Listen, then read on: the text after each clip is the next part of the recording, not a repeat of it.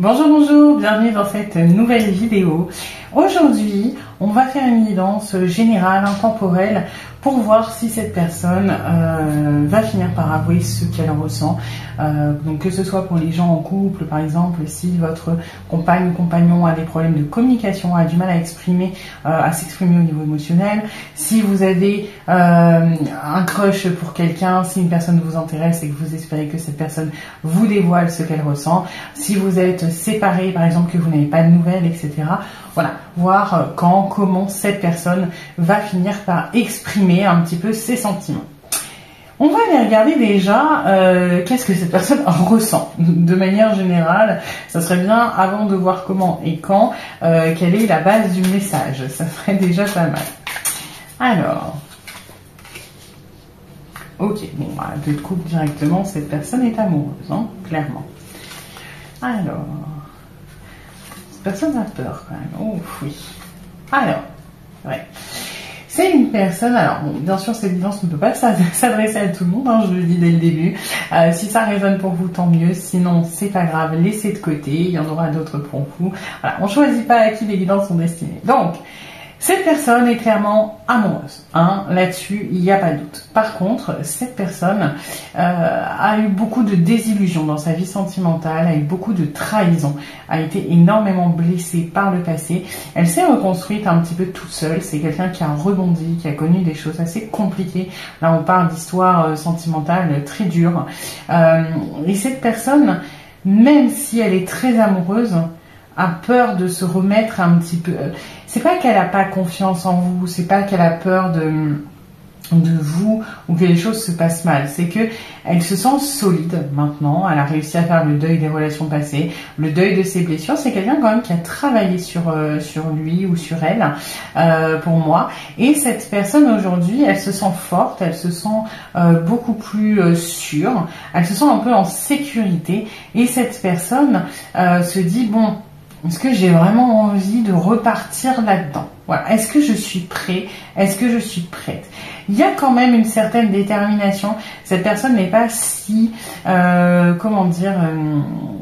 si perdue que ça. Hein. Pour moi, que vous soyez en couple ou pas encore, etc. La personne, elle sait ce qu'elle ressent. Hein. Si vous êtes séparés, c'est la même chose. Pour moi, la personne, il n'y a aucun doute sur les sentiments qu'elle a pour vous. C'est des sentiments amoureux, c'est des sentiments qui sont puissants, qui sont forts. Il y a une réelle connexion, il y a une vraie envie de partager, Alors, on n'est peut-être pas, par contre, dans la projection de construire quelque chose. On n'est pas à l'étape des actes pour moi. On en est peut-être un petit peu à la planification à la limite, mais on est plus dans le j'ai envie de vivre l'instant présent. Voilà, cette personne, elle est amoureuse, elle est bien, mais on n'est pas on n'est pas encore dans le concret, dans la matérialisation, on est plus dans le lâcher prise, mais c'est aussi très bien. On va aller creuser un petit peu.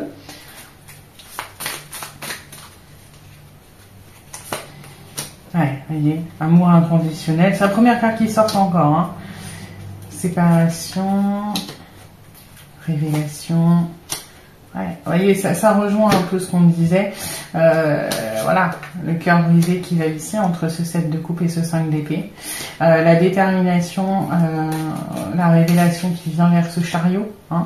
Et puis là, on a un petit peu la peur, en fait, de stopper cette solidité qu'on a réussi à mettre en place. Donc l'amour est là, hein, ça reste bien. L'amour est vraiment l'amour inconditionnel, l'attraction, la passion, l'affection, la tendresse, etc. Ça, c'est très bien. Là, on est sur ce 7 de coupe, ce 5 d'épée, le passé qui a été compliqué. On a été profondément marqué, on a été profondément blessé. On a souffert, on s'est senti perdu. On a eu aussi un petit peu de rancœur, mais on a guéri de tout ça en fait, on a guéri de tout ça pour arriver à ce roi de denier qui est solide maintenant, qui est vraiment sûr de lui, etc. Et aujourd'hui, on se dit quand même que on voit les choses, on le sait, on a envie, on a la force, on a la détermination, on a le pouvoir de faire avancer les choses.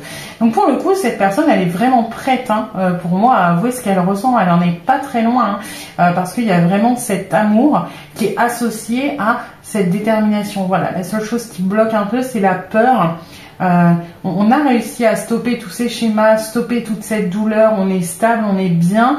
On a peur de retourner peut-être un petit peu dans ce qu'on associe à l'amour, dans le côté négatif. On va aller creuser du coup. Pourquoi est-ce que cette personne n'avoue pas ses sentiments, ne l'a pas encore fait, n'avoue pas ce qu'elle ressent?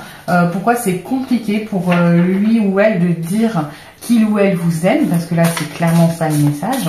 Pourquoi est-ce que cette personne ne le fait pas en fait? Quels sont ses freins, quelles sont ses peurs? Ok, alors peur d'être... Hop. Voilà. Le magicien. Ok, on a 2 arcanes majeures. Oh, on a ce 7 de coupe qui revient. Alors, bon, là avec le 7 d'épée, on est sur quand même la peur, effectivement, de la trahison, de se faire avoir, de se faire manipuler. C'est pas lié à vous, c'est vraiment lié à voyez, cette association là, c'est j'ai peur de me mettre à nu. Parce que l'étoile, c'est une très belle carte dans le tarot, c'est l'espoir, c'est l'objectif qu'on se fixe, c'est des choses très positives, mais c'est aussi une femme qui est souvent nue et qui est dépouillée, qui est vraiment, qui se met à nu, qui est vulnérable. Et là, c'est j'ai souffert par le passé, donc je préfère refuser cette opportunité parce que j'ai peur de me mettre à nu, j'ai peur d'être dépouillée, j'ai peur d'être vulnérable, j'ai peur d'être sans défense, d'être esselée, d'être abandonnée. Il y a une peur de l'abandon là-dedans, une peur de la trahison aussi. C'est pas une peur du rejet, c'est une peur de l'abandon. Pour autant, cette personne, c'est vraiment ça qui la bloque, cette désillusion du passé qu'il a pu avoir. C'est, elle sait au fond d'elle qu'il y a le potentiel de cette relation, que ça peut être quelque chose de magnifique, quelque chose de génial avec cette étoile aussi, elle le sait. Mais on a beau avoir tout le potentiel, il manque ce petit truc pour en faire quelque chose. Le magicien, il a tous les outils, mais il n'est pas en train d'en profiter, il est juste avant. C'est posé sur sa table et qu'est-ce qu'on en fait? Et là, c'est un petit peu ça, c'est que cette personne voit tout le potentiel, est sûre de ses sentiments. Il y a même une certaine confiance par rapport à vous. C'est pas le fait de se déclarer par rapport à vous qui pose problème, c'est la peur de l'après, la peur d'être vulnérable, la peur de se faire des films, de potentiellement tomber de haut, de plus tard être trahi, d'être abandonné. Donc il y a un côté, pour le moment, moi je suis bien dans ma vie, je me suis reconstruit ou reconstruite, je préfère passer. Voilà. C'est pas des réelles peurs, c'est pas anxiogène, c'est pas terrifiant, c'est pas... Je dirais pas que c'est un traumatisme, c'est pas une blessure traumatique dans ce cas, c'est plutôt un choix... c'est pas lâche, mais c'est un petit peu le confort, quoi. Je suis pas sûre de vouloir prendre ce risque. Il n'y a pas de réelle peur, c'est plus du confort, de refuser, de dire oui, ça a l'air très intéressant, mais je suis pas si mal comme ça. Voilà. Donc c'est un manque d'envie. Alors ça sonne péjoratif parce que cette personne a vraiment des sentiments sincères pour vous, mais voilà, pour le moment, on préfère passer. On va aller creuser avec un oracle, l'oracle des Médéors.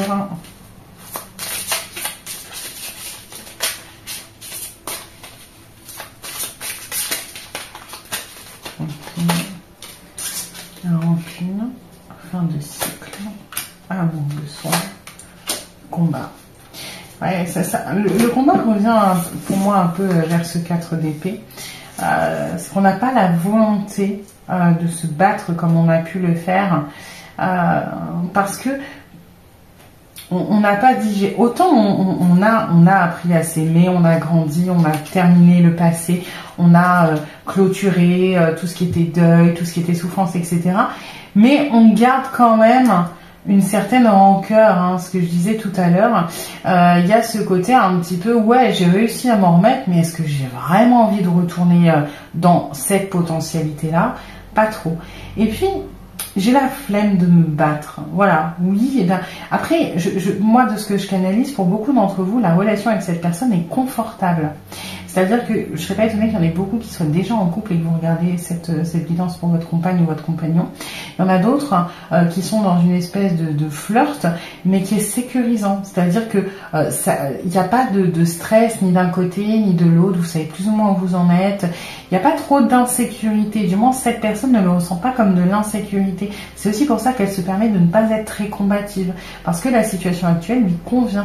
Vous avez déjà un lien qui est sympathique. Donc cette personne prend le temps.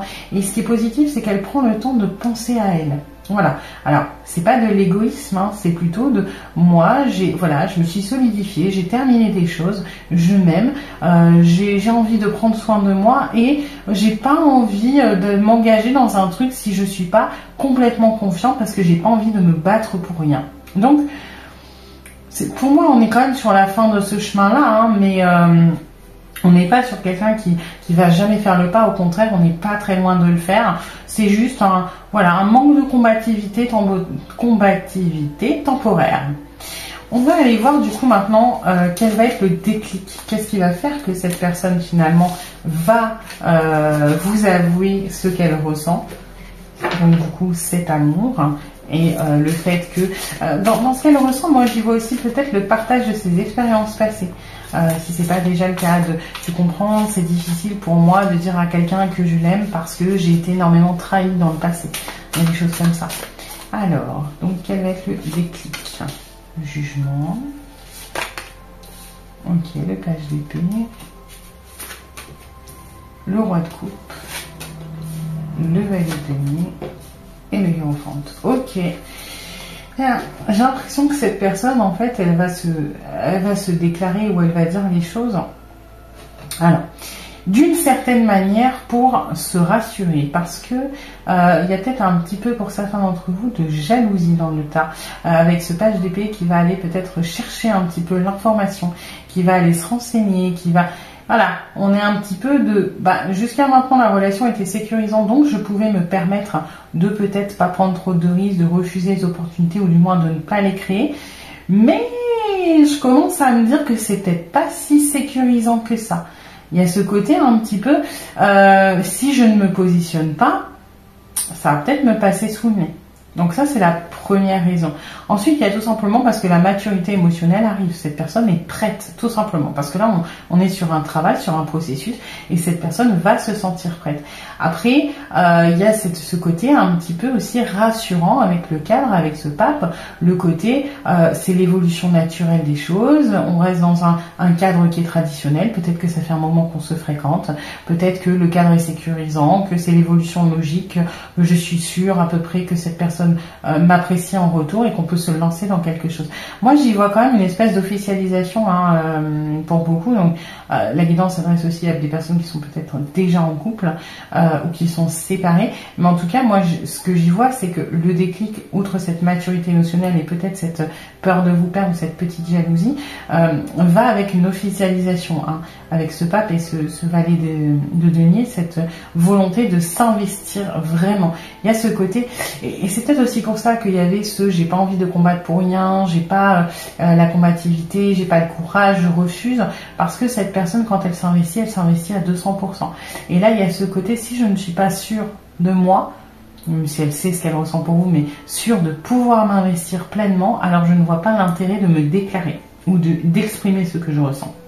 Donc là, ça va suivre. Quand vous aurez cette discussion que la personne va vous dire ce qu'elle ressent, donc en l'occurrence là, pour le coup, qu'elle vous aime, derrière, il y aura la volonté de s'investir, de construire quelque chose, de rentrer dans une relation de couple peut-être, ou si vous êtes déjà en couple, de passer à l'étape supérieure. Si vous êtes dans un couple où votre moitié a du mal à exprimer qu'elle vous aime, ou qu'elle ne vous l'a peut-être jamais dit parce que vous êtes dans un début de relation, quand cette personne va le faire, ensuite, il y a une étape supplémentaire. Donc ça peut être potentiellement emménager ensemble, ou parler d'habiter ensemble, ça peut être avoir des projets communs, ça peut être voilà, ce genre de choses tout simplement, ou présenter les enfants mutuels par exemple. Vous voyez, il y a vraiment une étape supplémentaire pour moi qui découle de cette volonté d'avouer tout ça. Voilà. On va aller creuser un petit peu plus, hop, avec celui-là.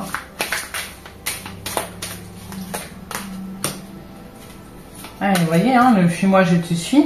Dans la motivation d'avouer les sentiments, il y a une certaine insécurité, hein, de peut-être que vous allez finir, je vais pas dire par vous lasser, mais par être un petit peu, bon, j'en ai marre, je mets un peu de distance. La personne, oula, qu'est-ce qui se passe? Je me renseigne, je vais la perdre ou le perdre, et puis hop, je remets un petit peu. Et encore une fois, vous voyez, ça tombe en face, hein. Pourquoi? Qu'est-ce qui va être le déclic? Parce qu'on est prêt à évoluer, on est prêt à s'investir. Voilà, l'histoire est possible, je le sais, j'ai envie d'évoluer, l'histoire est possible, donc on se dirige vers ça. Et ça peut être cette micro-jalousie, cette micro-prise de distance de votre côté qui fait réaliser que cette personne, vous n'êtes pas acquise et que ce qu'elle a envie, c'est d'être avec vous et c'est d'évoluer dans votre histoire. Donc c'est un beau cheminement. On va aller voir du coup maintenant comment cette personne va vous avouer les sentiments. Hop.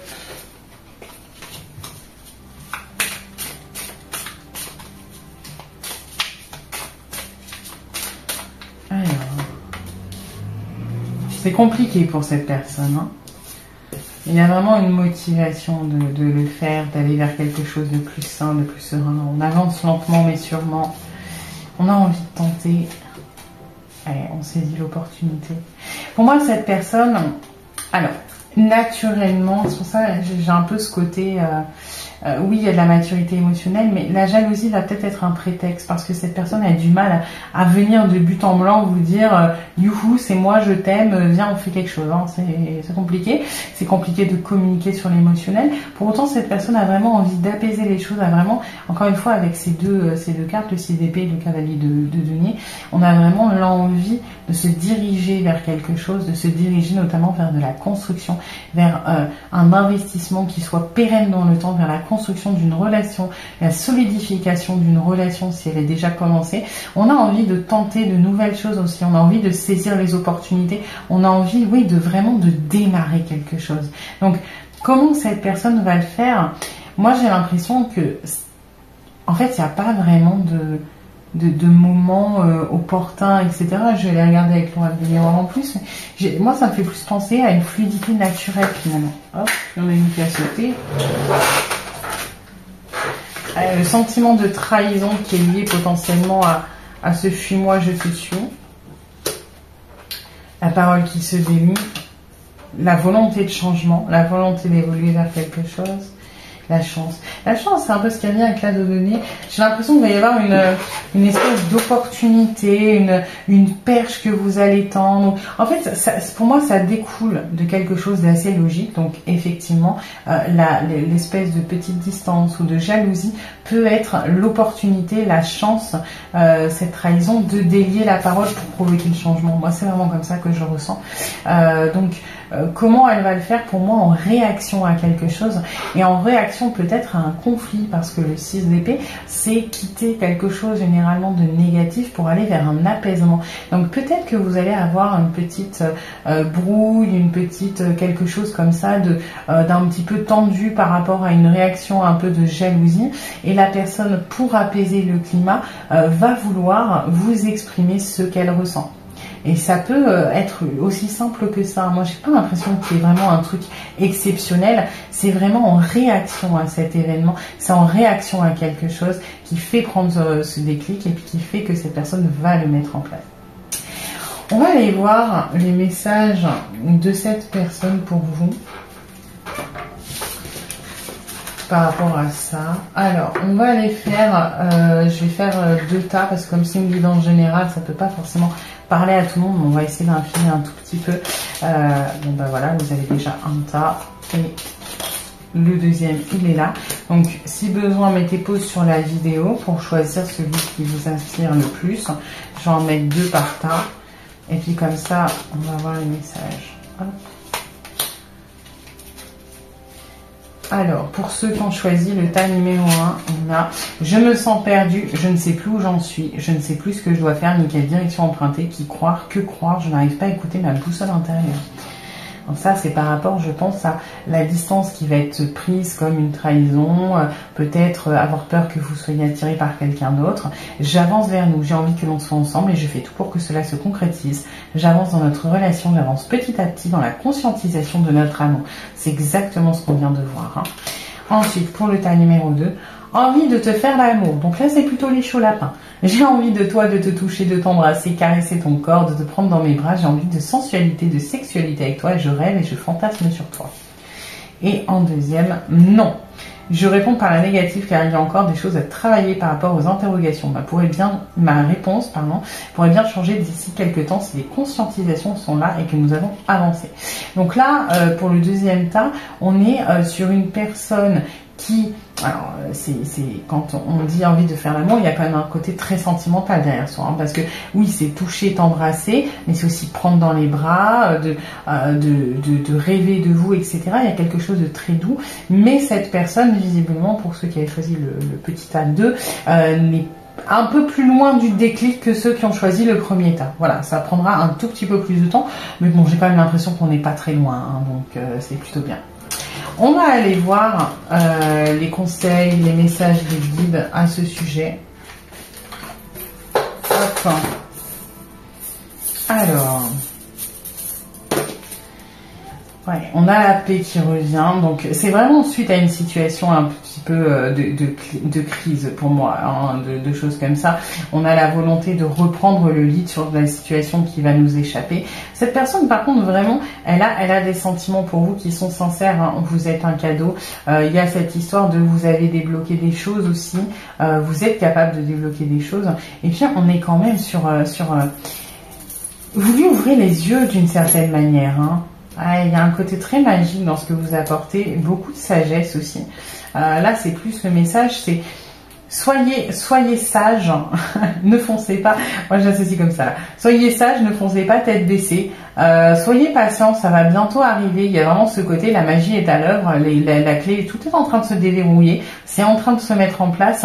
Donc, il y a vraiment ce côté, soyez patient, soyez sage, n'y allez pas comme des bourrins ou des bourrines. Ça va arriver, on est dessus. On va aller regarder vite fait des chiffres, donc peut-être au niveau de la datation, si ça peut vous aider, vous parler. Ok, 11 et 5. Alors, il peut y avoir des choses qui vont se débloquer le 11 du mois, ça peut être le 5 du mois, ça peut être le 5 novembre, puisque c'est une guidance intemporelle, vous regarderez si ça vous parle ou pas. Ça peut être le 11 mai également. Ça peut être aussi, pour le coup, le 5, ça peut être dans 5 semaines, parce qu'on est, ou 5 jours, parce qu'on est vraiment sur certains des déblocages très très rapidement, hein, donc ça peut être assez rapide. Prenez ce qui résonne pour vous, ce que votre intuition vous dit par rapport à ces chiffres. Et puis voilà. Bon, ben écoutez, j'espère que cette guidance vous aura plu dans tous les cas. N'hésitez pas à liker, à vous abonner, à partager, à commenter aussi. Et puis je vous dis à bientôt pour une nouvelle vidéo.